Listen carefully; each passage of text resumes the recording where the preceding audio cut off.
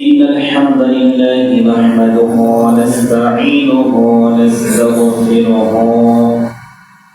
ونعوذ بالله من شرور أنفسنا ومن سيئات أعمالنا من يهد الله فلا مضل له ومن يضلل فلا هادي له ونشهد أن لا إله إلا الله وحده لا شريك له ونشهد أن سيدنا وحبيبنا ومولانا محمدا عبده ورسوله الذي أرسله بالحق بشيرا ونذيرا وداعيا إلى الله بإذنه وسراجا منيرا فقد قال الله تعالى في كلامه المجيد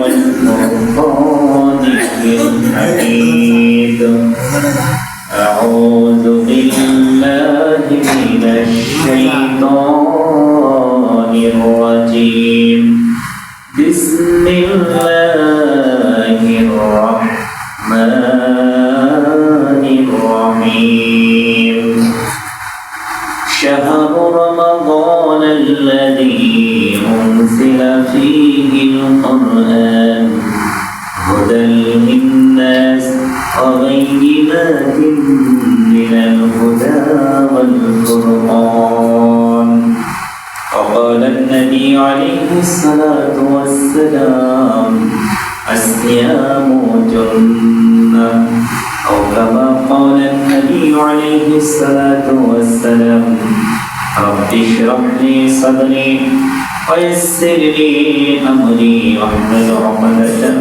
من لساني يفقهوا قولي আলহামদুলিল্লাহ মহান আল্লাহ তাআলার দরবারে শুকর আদায় করি যে রব্বুল আলামিন আমাদেরকে পবিত্র শাবান মাসের শেষ জুমা রমাদানের মুখোমুখি সময় আল্লাহ তাআলার ঘরে আমাদেরকে আগে উপস্থিত হওয়ার তৌফিক দান করেছেন, সুস্থতার নিয়ামত দান করেছেন। এজন্য শুকর আদায় করি, সবাই বলি আলহামদুলিল্লাহ। সাথে সাথে দুরূদ এবং সালাম বর্ষিত হোক সাইয়্যিদুল মুরসালিন আশরাফুল আমবিয়া রাহমাতুল লিল আলামিন খাতামুন নবিয়্যিন হযরত মুহাম্মদ রাসূলুল্লাহ সাল্লাল্লাহু আলাইহি ওয়াসাল্লামের উপর। আল্লাহ তাআলা আমাদের সকলের জন্য জুমার এই খুতবাকে হিদায়াতের ওসিলা হিসেবে কবুল করুন, আমিন। রমাদান মাস আগমন করতে যাচ্ছে আমাদের মাঝে, শ্রেষ্ঠতম মাস, আল্লাহর কাছে প্রিয় মাস, আমাদের কাছেও আখিরাতের পুঁজি সঞ্চয়ের সবচেয়ে ইবাদতের মৌসুম। যখন যে মৌসুম আসে তখন সেই মৌসুমে সে কাজে লাগায়। ব্যবসায়ী তার ব্যবসার মৌসুমে ব্যবসায়ী কাজে বেশি সময় দেয়, সেই কাজে সে লাভবান হওয়ার প্রচেষ্টা প্রতিযোগিতায় লিপ্ত থাকে। চাষিদের জন্য চাষের একটা মৌসুম থাকে, সেই মৌসুমে তারা বসে না থেকে সর্বাত্মকভাবে প্রচেষ্টায় লেগে যায় যে কিভাবে ফসল একটু ভালো ফলানো যায়।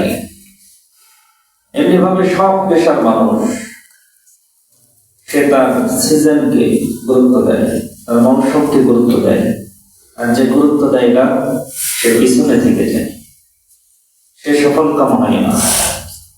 এজন্য সময় মতো কাজ মুমিনদের জন্য একটা মৌসুম, ইবাদতের মৌসুম রমাদান মাস। সাহাবায়ে কেরাম তাবিঈনদের যুগে সবচেয়ে বুজুর্গ ব্যক্তিকে বলা হতো যে ব্যক্তি বেশি রমাদান মাস পেয়েছে, সুবহানাল্লাহ। অর্থাৎ যার জীবনে যত বেশি রমাদান, সে আল্লাহর কাছে বেশি প্রিয়, সে দিনের দিক থেকে সে তত বড় বুজুর্গ, বেশি আল্লাহওয়ালা। কারণ সে রমাদানে ইবাদত করে আল্লাহর বেশি সন্তুষ্টি অর্জন করতে পেরেছে, সুবহানাল্লাহ। এজন্য এক রমাদান পাওয়া আল্লাহকে খুশি করার বিরাট একটা পুঁজি পেয়ে যাব। আখিরাতের ইবাদতের বিশাল একটা ইবাদতের ভান্ডার, নেকির ভান্ডার অর্জনের বিশাল একটা মৌসুম এই রমাদান। যদি এটা কাজে লাগায়, যদি এই রমাদানটাকে কাজে লাগায়, এই রমাদান যেমন মুমিনদের জন্য, ইবাদতকারীদের জন্য বিশাল সুসংবাদ নিয়ে আসে, ঠিক তদ্রূপ যারা রমাদানকে গুরুত্ব দেয় না, রমাদানের বিধি নিষেধকে সে অমান্য করে, গুরুত্বহীন মনে করে, এমন ব্যক্তির জন্যই রমাদান আবার দুঃসংবাদ বয়ে নিয়ে আসে, দুর্ভাগ্য ধ্বংস ডেকে আনে। তাহলে রমাদানের এক দিন যেমন বিরাট সৌভাগ্যবান, ঠিক আরেক পিঠ আছে, সেই পিঠটা সেই রকম দুর্ভাগ্যময়। রমাদানের হাদিস সম্পর্কে রাসূল সাল্লাল্লাহু আলাইহি ওয়াসাল্লাম হাদিসে আসতে বলেছেন যে জিবরিল আলাইহিস সালাম আসলেন, মিম্বারে উঠলেন, তিনবার বললেন কি আমিন আমিন, যেটা কখনো রাসূল সাল্লাল্লাহু আলাইহি ওয়াসাল্লাম করেননি।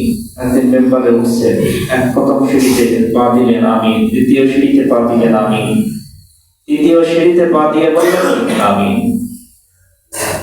সাহাবায়ে কেরাম রাদিয়াল্লাহু তাআলা আনহুম জিজ্ঞাসা করলেন, ইয়া রাসূলুল্লাহ সাল্লাল্লাহু আলাইহি ওয়াসাল্লাম, আপনাকে তো কখনো এভাবে মিম্বারের সিঁড়িতে পা দিয়ে আমিন আমিন বলতে দেখিনি, আজকে কেন আপনি আমিন আমিন বললেন? এটা কি নতুন কোনো বিধান আল্লাহর কাছ থেকে নাযিল হয়েছে কিনা?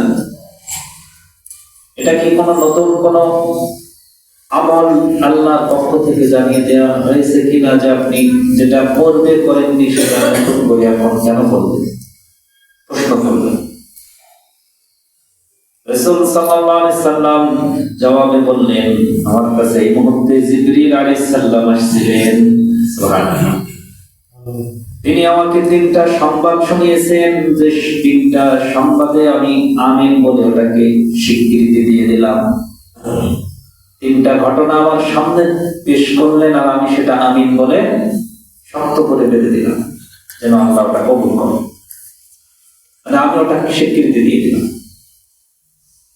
এক নম্বরে তিনি বললেন যে বৃদ্ধা মা এবং বৃদ্ধ পিতা যে পাইল, অথবা উভয়ের একজনকে পাইল, যে বান্দা তার বৃদ্ধ বয়সের পিতা মাতা উভয়কে অথবা উভয়ের একজনকে পাইল, অথচ তাদেরকে সেবা যত্ন করে আল্লাহর সন্তুষ্টি অর্জন করে সে জান্নাত অর্জন করে নিতে পারল না, তার মতো হতভাগা, তার মতো ধ্বংস আর কারণ নাই, সে ধ্বংস হয়ে যাবে।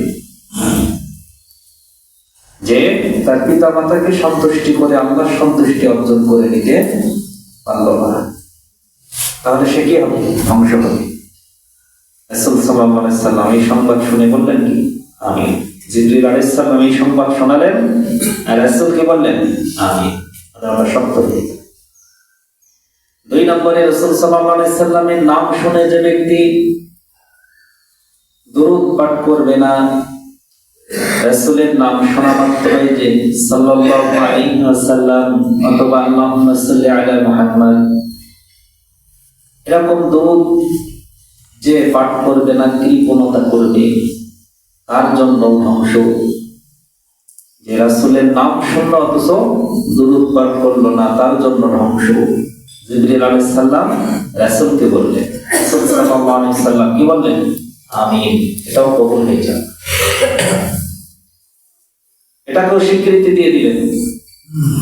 তিন নম্বরে যে ব্যক্তি রমাদান মাস পেল, রমাদানের মধ্যে এমন সৌভাগ্যবান একটা মাস পেল, অথচ ইবাদত করে আল্লাহকে খুশি করতে পারল না, আল্লাহর সন্তুষ্টি অর্জন করতে পারল না, সর্বোপরি সে তার জীবনের গুনাহগুলো মাফ করাই নিতে পারল না, তার জন্য ধ্বংস। যেমন ক্ষমার মাস নিয়ে তার মাঝে আগমন করলো, বিশাল একটা বরকতময় ক্ষমার মাস, অথচ সে নিজেকে বঞ্চিত রাখলো এই ক্ষমা থেকে।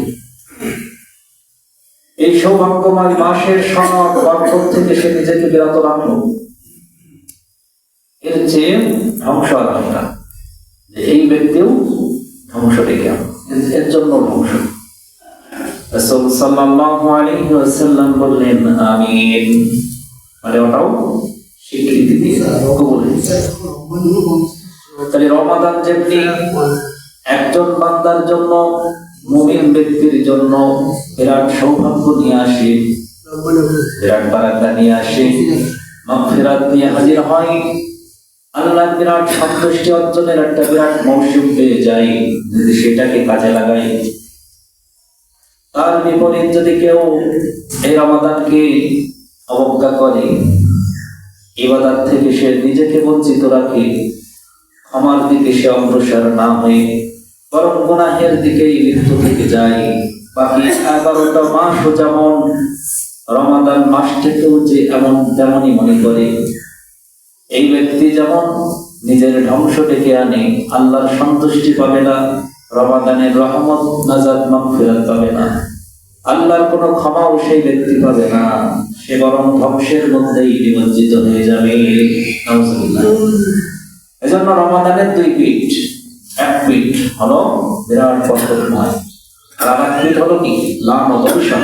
এটা অভিশাপ, এটা লানত দেওয়া যে ব্যক্তি ধ্বংস হোক, যে রমাদান মাস পেল অথচ নিজেকে ক্ষমা করায় নিতে পারল না। আমরা সবাই গুনাহগার, সবাই অপরাধী, কিন্তু রমাদান আমাদেরকে ক্ষমা করতে এসেছে, আমাদের গুনাহগুলোকে নিয়ে যেতে এসেছে। কিন্তু আমরা যদি বসে থাকি, আমরা যদি এই রমাদানকে গুরুত্ব না দেই, তাহলে আমরা আমাদের গুনার বোঝা থেকেই যাবে। এই বোঝা অপসারণ হবে না যদি না আমি প্রচেষ্টা না করি, একটু চেষ্টা না করি। এজন্য আমাদের উচিত হবে একটু প্রচেষ্টা করা, তাহলে এই রমাদান আমাদের জন্য বিরাট সৌভাগ্য, বিরাট বরকত, যেটা আর পাওয়া যাবে না। রমাদান মাস সম্পর্কে মুজাদ্দাদ ফিসানি রাহমাতুল্লাহ আলাইহি বলেছেন, রমাদান মাস হলো একটা মহাসাগরের মতো, আর বাকি সবগুলো মাস হলো এই বিশাল মহাসাগর থেকে আঙুল চুপালে যেমন পানি ওঠে। 11 ফোঁটা পানি এভাবে 11 আঙ্গুল দিয়ে যদি তোলা হয়, তাহলে এটার তুলনা হলো 11টা মাসের মতো। আর যে বিশাল সমুদ্র মহাসাগর থেকে যায়, এই বিশাল সমুদ্রের তুলনা হলো রমাদান মাসের মতো। সুবহানাল্লাহ। অর্থাৎ আপনি 11টা মাস যত ইবাদতই করুন না কেন, মহাসাগর থেকে যখন 1 ফোঁটা পানি উঠবে, আর রমাদানকে যদি কাজে লাগান তাহলে একটা মহাসমুদ্র পেয়ে যাবেন। সুবহানাল্লাহ। এজন্য এই মাসে বসে থাকার সুযোগ নাই, যে যেভাবে পারি রমাদানকে আমরা কাজে লাগাই, তাহলে এটা আমাদের জীবনের জন্য বিরাট সফল। সহিহ বুখারীর হাদিসে আসছে, কুল্লু আমালি ইবনি আদম লাহু ইল্লা সাম ফাইন্নাহু লি ওয়া আনা আজজি বিহি। আদম সন্তানের সকল কর্ম হলো তার জন্য, একমাত্র ব্যতিক্রম হলো সিয়াম। সব কর্ম হলো নিজেদের জন্য, আর সিয়াম হলো একেবারে ব্যতিক্রম, সব ইবাদত থেকে এটাকে আলাদা করা হয়েছে। সিয়াম জান্নাহ, আর সিয়াম হলো ঢাল স্বরূপ জাহান্নামের আগুন থেকে। যুদ্ধে যেমন আমাদের ঢাল থাকে নিজেকে আত্মরক্ষার জন্য, চতুর্দিকে শত্রু থাকে যুদ্ধের ময়দানে, যে কোনো মুহূর্তে শত্রু অ্যাটাক করতে পারে, ঢাল দিয়ে নিজেকে আত্মরক্ষা করতে হয়। ঠিক তদ্রূপে সিয়াম হলো সব গুনাহ থেকে, অপরাধ থেকে আমাদেরকে জাহান্নামের আগুন থেকে বাঁচানোর জন্য ঢাল স্বরূপ। যে রোজা রাখবো তো গুনাহ থেকে আমরা বেঁচে থাকবো। রোজার মাসে কেউ যদি সিয়ামরত থাকে, তখন অটোমেটিক সে ইবাদতমুখী হয়ে যায়, অটোমেটিক সে গুনাহ থেকে দূরে থেকে যায়, কারণ তার রোজা ঢাল হিসেবে কাজ করছে, যে সে রোজা রাখে। তার মনটা ইবাদতে মসজিদে বসে থাকতে মন চায় বেশি। রোজার মাস আসলেই তো দেখবেন যে মানুষ বেশি মসজিদমুখী হয়ে গেছে, কারণ কি এই রোজা তার ঢাল হিসেবে কাজ করছে, গুনাহের মজলিস থেকে তাকে দূরে রেখে ইবাদতের মজলিসের দিকে ঠেলে দিচ্ছে। এটা রোজার শক্তি পাওয়ার। وإذا كان يوم صوم أحدكم فلا يرفث ولا يسخر فإن سابه أحد أو قتله فليقل إني امرؤ صائم। তোমাদের কেউ যখন দিনে সিয়াম পালন করবে সেদিনে অবশ্যই অশ্লীল সব বাজে কথা থেকে বিরত থাকবে। বাজে কথা বলবে না, চিল্লাচিল্লি করবে না, হইচই ঝগড়াটি করবে না, শান্ত থাকবে। রোজাদার অবস্থায় অবশ্যই আমাদেরকে সমস্ত চিল্লাচিল্লি হইচই থেকে নিজেকে গুটিয়ে রাখবে।